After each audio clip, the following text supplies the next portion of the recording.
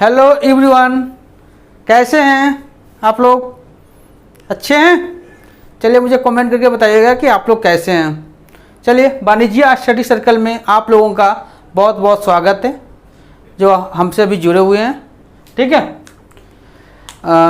पिछली क्लास जो लेक्चर 5 था उसमें हमने देखा था बेसिक अकाउंटिंग कॉन्सेप्ट।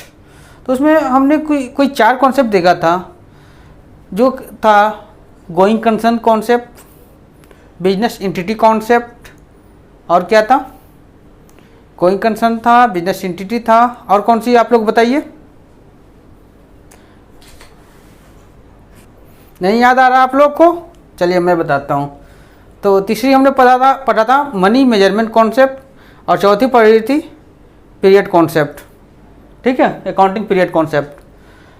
तो आज की जो क्लास है हमारी, आज की क्लास में हम पढ़ेंगे कॉस्ट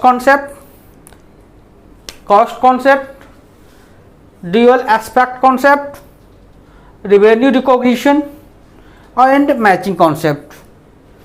तो जो लेक्चर 5 था उस क्लास को आपने अच्छे तरीके से किया। किसी तरीके की दिक्कत आई हो तो आप प्लीज़ मुझे या तो व्हाट्सएप कीजिए या मुझे कमेंट, इस वीडियो की कमेंट बॉक्स में कमेंट करके बताइए, जिससे क्या होगा हमें पता चलेगा और अगली क्लास में हम आपकी डाउट को सॉल्व करने की कोशिश करेंगे। तो मेरा व्हाट्सएप नंबर तो आप लोग को मालूम ही होगा, जो कि है 7011356360। ये मेरा व्हाट्सएप नंबर है। ठीक है, मेरा आप मोर डिटेल के लिए, अपडेट रहने के लिए मेरा FB का पेज आप लाइक कर सकते हैं, जो कि है @वाणिज्य स्टडी। एंड मेरा इंस्टा का जो पेज है वो है वाणिज्य_स्टडी।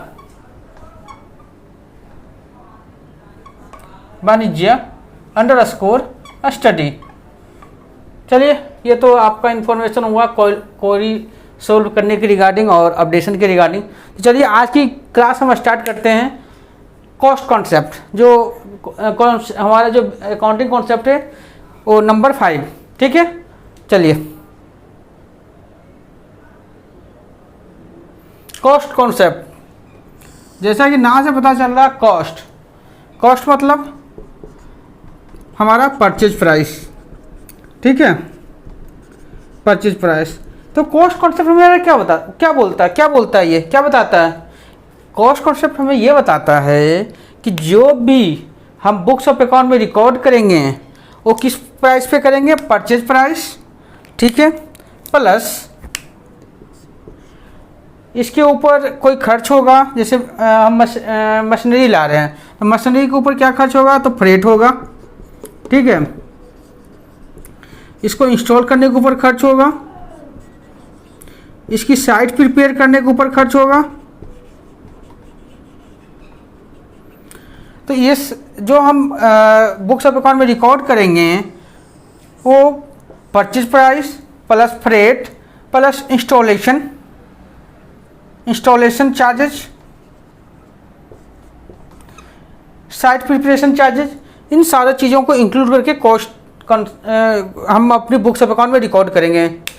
तो कॉस्ट कॉन्सेप्ट क्या करता है कि हम जो रिकॉर्डिंग करेंगे अपने बुक्स में, या तो फिक्स एसेट हो या हमारा गुड्स हो, तो हम उसकी कॉस्ट पे रिकॉर्ड करेंगे।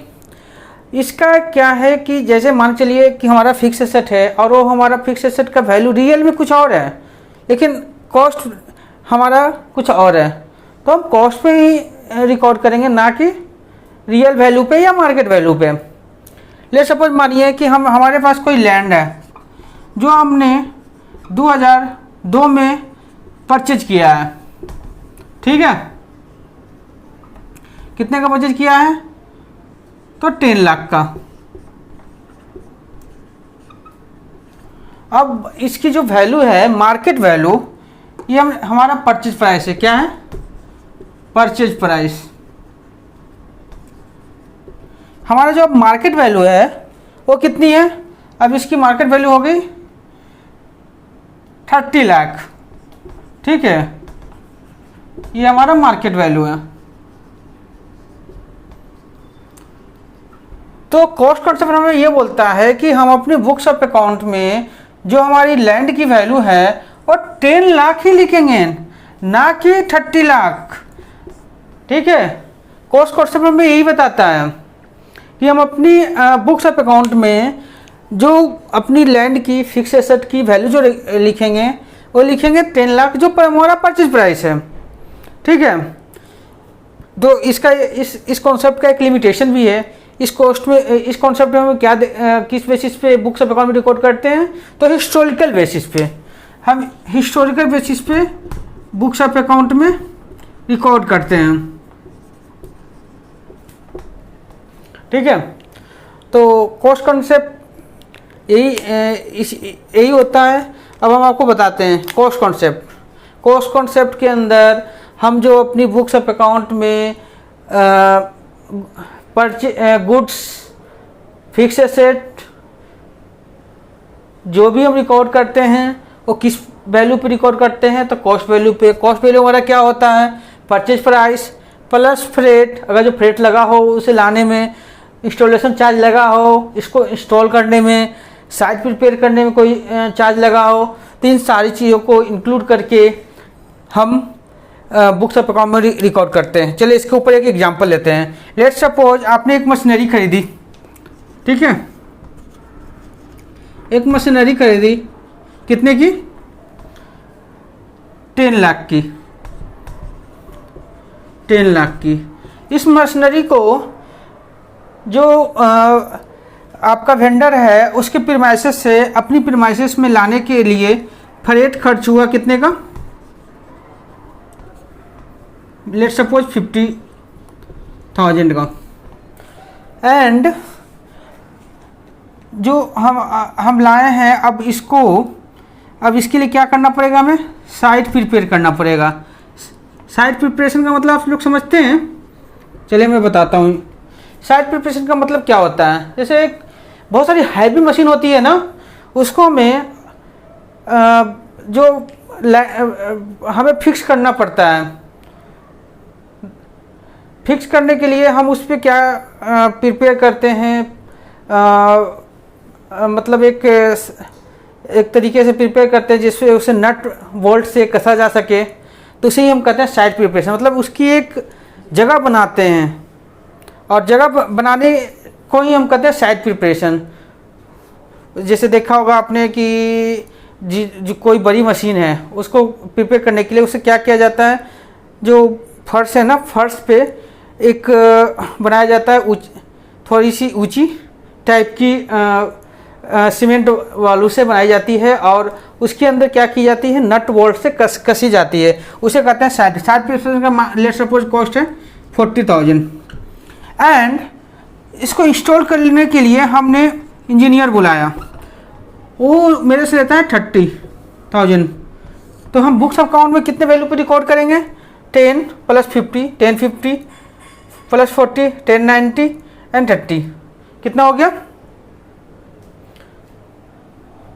11,20,000 पे हम बुक्स ऑफ अकाउंट में इसको हम रिकॉर्ड करेंगे, ठीक है। कॉस्ट इस पे हम रिकॉर्ड करेंगे। तो कॉस्ट कंसेप्ट यही बताता है। चलिए हम अगली कॉन्सेप्ट तक बढ़ते हैं, और जो है अगली कॉन्सेप्ट जो कि है ड्यूअल एस्पेक्ट कॉन्सेप्ट। तो ड्यूअल एस्पेक्ट कॉन्सेप्ट हमारा है कॉन्सेप्ट नंबर 6। हमने अभी तक 5 देख लिया है पिछले क्लास और इस क्लास को मिला के। हम अब कॉन्सेप्ट नंबर 6 देखते हैं। ड्यूअल एस्पेक्ट कॉन्सेप्ट क्या बोलता है, ड्यूअल एस्पेक्ट कॉन्सेप्ट हमें ये बोलता है कि जो भी हम ट्रांजैक्शन करते हैं, जो भी हम ट्रांजैक्शन बिजनेस एंटिटी के अंदर करते हैं, ट्रांजैक्शन उसकी 2 इफेक्ट होती है, ठीक है। 2 इफेक्ट होती है, एक होती है डेबिट, दूसरी होती है क्रेडिट। ये डेबिट क्रेडिट हम आपको जनरल एंट्री क्लासेस में डिटेल में बताएंगे, अभी आप ऐसे ही समझिए debit and credit. Let's suppose आप एक एग्जांपल लेके हम समझते हैं, उससे हम ज़्यादा क्लियर समझ पाएंगे। लेट्स सपोज मानिए कि mister x introduce capital in his business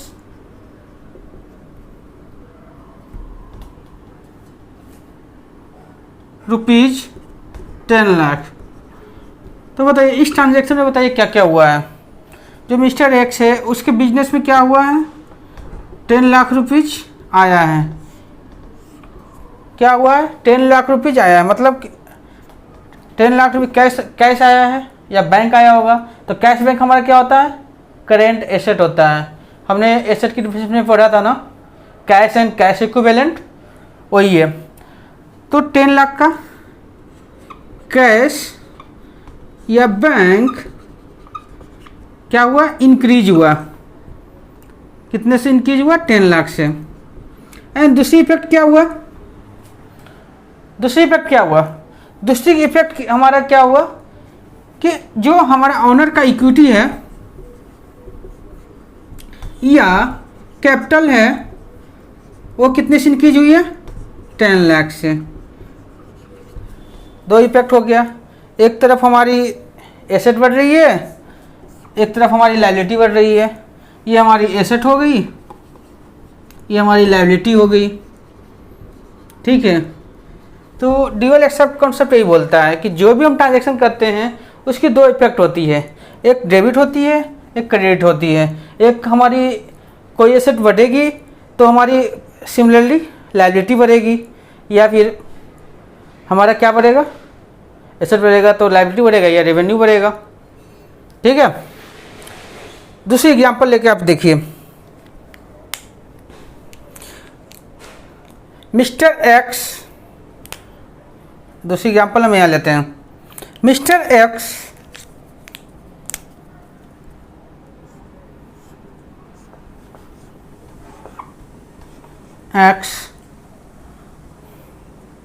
drawings की डिफिनेशन आप लोग को मालूम है ना,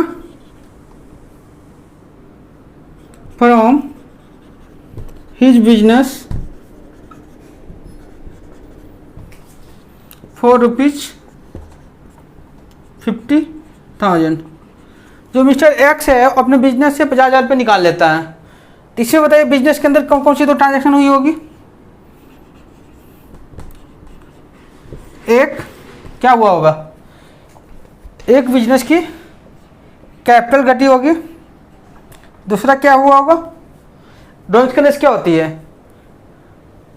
ड्रॉइंग्स करने से जब ऑनर पैसे लेके आता है तो कैपिटल, जब ऑनर पैसे लेके जाएगा बिजनेस से तो ड्रॉइंग्स से क्या होगा, कैपिटल घटेगा। क्या होगा, कैपिटल घटेगा। दूसरा क्या होगा, जो हमारा कैश बैंक बैलेंस होगा, बैंक बैलेंस वो भी हमारा घटेगा। तो यहाँ दो इफेक्ट हुआ, एक हमारी कैपिटल घट गई और दूसरी हमारी कैश बैंक घट गई, ठीक है। वैसे सपोज कीजिए कि मिस्टर एक्स, यहाँ ले लीजिए example, mister x purchase goods for his business of ₹3 lakh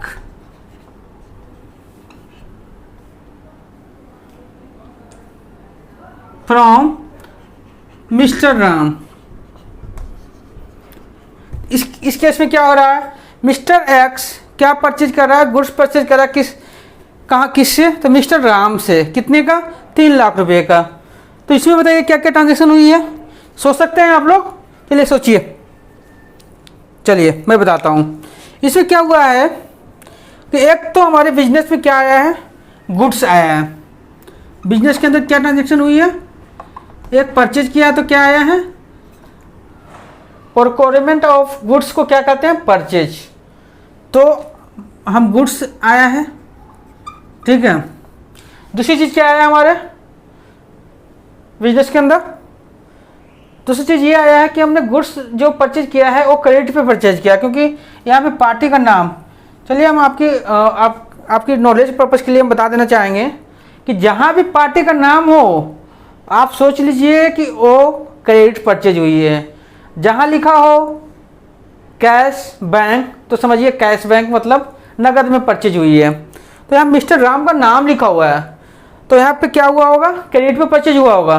तो क्रेडिट पे परचेज हुआ होगा तो मिस्टर राम क्या है, किसी से हम क्रेडिट पे परचेज करते हैं तो हमारी टेंशन है ना कि उसे 3 लाख रुपये हमें पेमेंट करनी है एक पीरियड के बाद, या तो 15 दिन हो सकता है, 1 महीने हो सकता है, या 6 महीने हो सकता है, तो हमें पेमेंट करनी है। तो मिस्टर राम क्या हमारा है, जिससे हम कुछ उधार पे परचेज करते हैं उसको क्या कहते हैं हम, आपको हमने तीसरी या चौथी क्लास में पढ़ाया है, आप याद कीजिए क्या बोलते हैं उसको, हम उसको बोलते हैं क्रेडिटर्स। हाँ, क्रेडिटर्स हमारी टेंशन है, हमें उससे पेमेंट करनी है। तो मिस्टर राम क्या हुआ, क्रेडिटर हमारा बढ़ गया, 3 लाख रुपये में पेमेंट करनी है तो क्रेडिटर हमारा बढ़ गया। यहाँ पे कैश हमारा गुड्स हमारा बढ़ा है। एक तरफ हमारा एसेट बढ़ा है, करेंट एसेट, एक तरफ करेंट लायबिलिटी हमारा बढ़ा है। ठीक है, तो ड्यूअल एक्सेप्ट कॉन्सेप्ट यही बोलता है कि कोई भी ट्रांजैक्शन की 2 एक्सपेक्ट होती है। ठीक है, 2 इफेक्ट होता है। ठीक है, इस एग्जाम्पल से आप लोग को पूरी क्रिस्टल क्लियर हो गई होगी। तो चलिए हम नेक्स्ट कॉन्सेप्ट, अगला जो हमारा कॉन्सेप्ट है वो है मैचिंग कॉन्सेप्ट। तो मैचिंग कॉन्सेप्ट क्या बोलता है, चलिए पहले हम एक चीज़ समझते हैं। हमें अगर जो अपनी बिजनेस की प्रॉफिट एंड लॉस एसर्टेन करना है, प्रॉफिट एंड लॉस ज्ञात करना, देन हम क्या करते हैं, सेल्स लिखते हैं। ठीक है, इसके अंदर क्या लेस करते हैं, तो रिलेटेड एक्सपेंस। ठीक है, रिलेटेड एक्सपेंस हम लेस करते हैं, देन क्या हमारा रिजल्ट आता है, प्रॉफिट या लॉस। ठीक है, तो मैचिंग कॉन्सेप्ट हमें ये बोलता है कि जिस फिनंशियल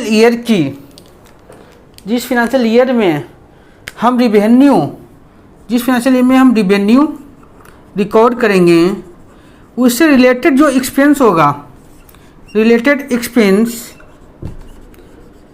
उसको हम क्या करेंगे, उसी फिनंशियल ईयर में हम रिकॉर्ड करेंगे, उसी फिनंशियल ईयर में हम रिकॉर्ड करेंगे। ठीक है, रिवेन्यू को हम कब रिकॉग्नाइज करते हैं, चलिए अभी हमने कॉन्सेप्ट पढ़ना है, रिवेन्यू रिकॉग्निशन कॉन्सेप्ट। चलिए इस कॉन्सेप्ट के बाद हम उस कॉन्सेप्ट को पढ़ेंगे। तो ये बताइए कि रिवेन्यू कब हम करते हैं, जब सेल्स या सर्विसेज को हम प्रोवाइड करते हैं या सेल करते हैं। ठीक है, तब हम रिवेन्यू रिकॉग्नाइज करते हैं। या फिर इसकी क्या है, legal right to receive, then revenue हम रिकॉग्नाइज करते हैं। ना कि हम कैश रिसीव हुआ है या नहीं हुआ है, पेमेंट रिसीव हुआ है नहीं हुआ, इस बेस पे नहीं करते हम ये देखते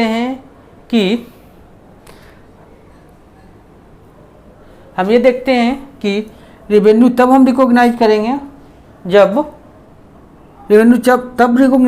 जब सेल्स कंप्लीट हो गया है एंड सर्विसेज रेंडर कर दिया, हमने प्रोवाइड कर दिया या रेंडर कर दिया, देन हम रिवेन्यू रिकॉग्नाइज करते हैं। सेम वैसे ही जो हमारे उससे रिलेटेड एक्सपेंस है, उसको भी हम कब रिकॉर्ड करते हैं बुक्स ऑफ अकाउंट में, या कब मानते हैं, तो तब मानते हैं जब वो एक्सपेंस हो चुका है, चाहे उसकी हमने पेमेंट की हो या नहीं की हो, देन हम उसकी रिलेटेड एक्सपेंस को अपने बुक्स में रिकॉग्नाइज करते हैं।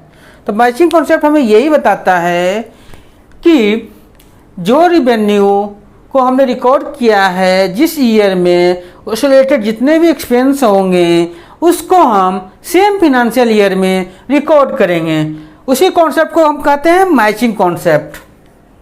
ठीक है, लेट सपोज कि हमने फिनेंशियल ईयर, अभी कौन सा फिनेंशियल ईयर चल रहा है, तो अभी की जो फिनेंशियल ईयर है वो कौन सी चल रही है, लेट सपोज मान लीजिए फिनेंशियल ईयर 2021-22। इस फिनेंशियल ईयर में हमने सैलरी जो एक्सपेंस है टोटल वो है 5 लाख का। इसमें से हमने 4,10,000 पेमेंट कर रखा है, मतलब इसको पेमेंट कर दिया है हमने। बैलेंस कितना बचा 90,000। इसको क्या किया है हमने, पेमेंट अभी नहीं किया है, ये हमारा अभी बकाया है, आउटस्टैंडिंग है। ठीक है, तो हम फिनेंशियल ईयर 2021 में कितनी एक्सपेंस बुक करेंगे, तो हम करेंगे 5 लाख। मैचिंग कॉन्सेप्ट हमारा यही बताता है कि जो हमारा एक्सपेंस होगा, चाहे उसकी हमने पेमेंट की होगी या पेमेंट हमने नहीं की है, उसको हम जिस ईयर की होगी उसी फिनेंशियल ईयर में हम उसको रिकॉर्ड करेंगे, रिकॉग्नाइज करेंगे। वैसे ही सेल्स को ले लीजिए कि हमने 10 लाख की सेल्स की है, उसमें से 8,80,000 हमारी रिसीव हो चुकी है और 1,20,000 हमारी अभी रिसीव नहीं हुई है। तो हम कितनी बुक्स ऑफ अकाउंट में सेल्स दिखाएंगे, तो हम दिखाएंगे 10 लाख। ठीक है, ना कि जो हमारी कैश में रिसीव हुई है वो दिखाएंगे, हम सारी सेल दिखाएंगे जो उस फिनेंशियल ईयर में हुई है, सब्जेक्ट टू रियलाइजेशन की कॉन्सेप्ट को वो फुलफिल करे। जो कॉन्सेप्ट क्या है, the legal right to receive. ठीक है, और दूसरी क्या है, या तो सेल्स कंप्लीट हो चुका है या सर्विसेज रेंडर हो चुकी है। तो मैचिंग कॉन्सेप्ट यहीं पे ख़त्म होता है और नेक्स्ट कॉन्सेप्ट हम देखते हैं। नेक्स्ट जो हमारा कॉन्सेप्ट है रिवेन्यू रिकॉग्निशन, या जिसको हम कहते हैं रियलाइजेशन कॉन्सेप्ट। तो रिवेन्यू रिकॉग्निशन कॉन्सेप्ट में हम क्या देखेंगे, रिवेन्यू रिकॉग्निशन कॉन्सेप्ट में हम ये देखेंगे कि हम रिवेन्यू को अपने बुक्स ऑफ अकाउंट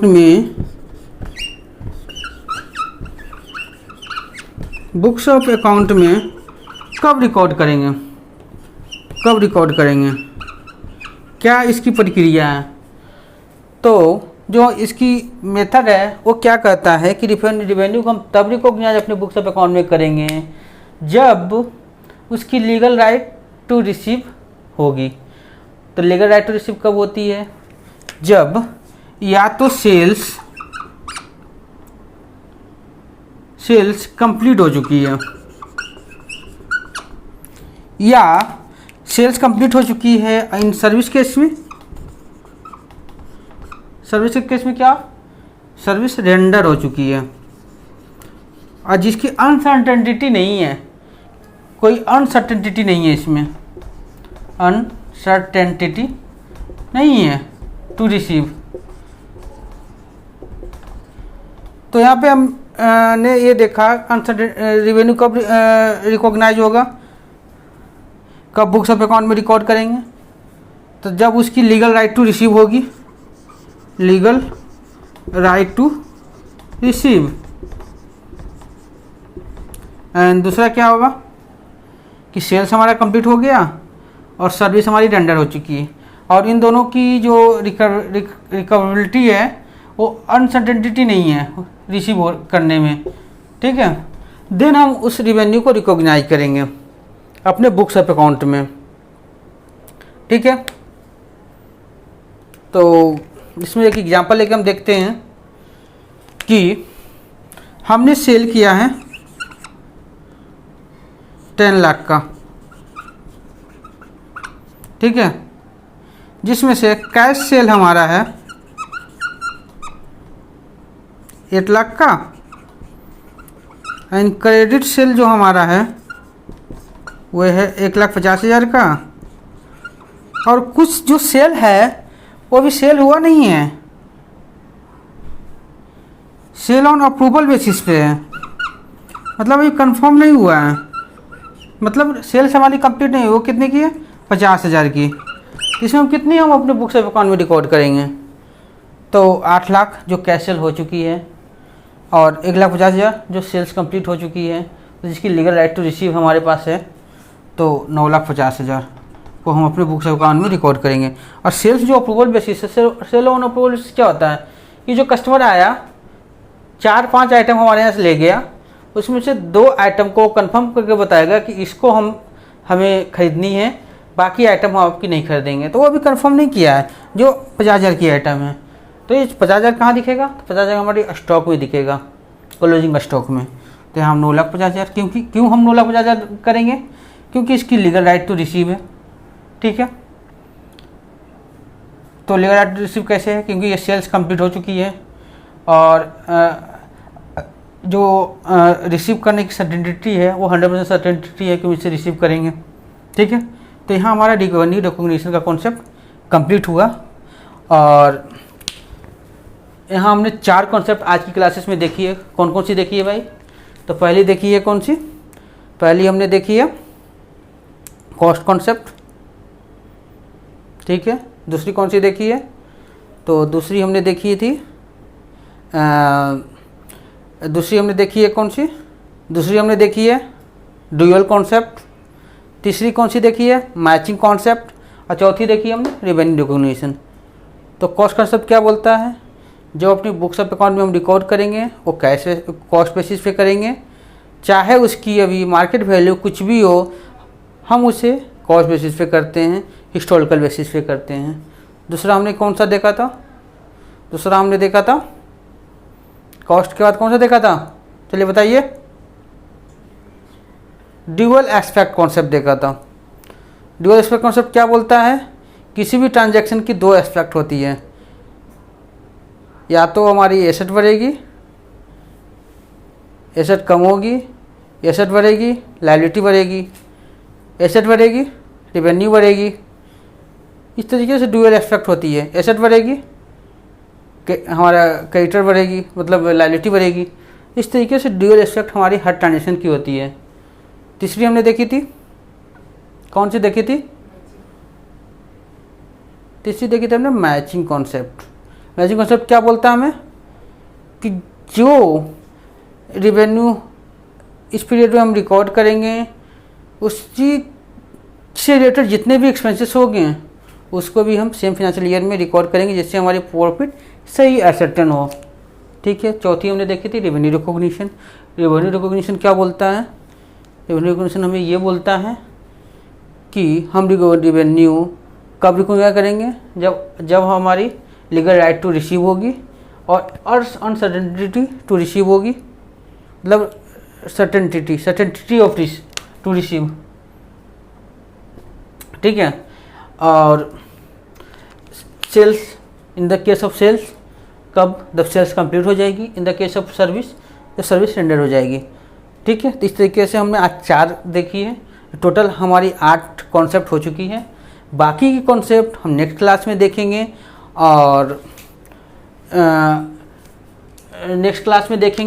और इसी के साथ हमारा नेक्स्ट क्लास में बेसिक अकाउंटिंग कॉन्सेप्ट ख़त्म होगा। तो मेरे साथ इस वीडियो में बने रहने के लिए आप लोगों का बहुत बहुत धन्यवाद।